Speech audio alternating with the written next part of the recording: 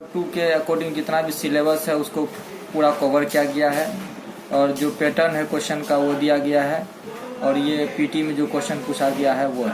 इसका मात्र कीमत है 350 रुपया, जो आपको मिलेगा हार्ड कॉपी में, किताबी शक्ल में मिलेगा। पीडीएफ में लेना है तो उसका 200 रुपये कीमत है। ये नंबर से आप जुड़ सकते हैं।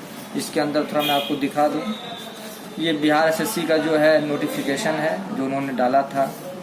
इसके बाद ये सारा उन्हीं का ये है 2021 में जो 28/2 को हुआ था उसका पीटी का सवाल है, आंसर की के साथ उसका आंसर की है, ये उसका आंसर की हुआ। फिर इधर आएंगे आप तो ये कवायद का हिस्सा है, इल्म सर्फ का बयान, कलमे की किस्में। फिर उसके बाद आएंगे तो ये मजमून निगारी है, मुख्तसर नवेसी है।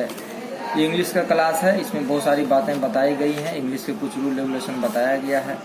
ये वर्ड मीनिंग का है। उसके बाद ये आपका ट्रांसलेशन का हिस्सा है और ये प्रैक्टिस सेट है, जो क्वेश्चन जिस पैटर्न पे आएगा उसको बताया गया है।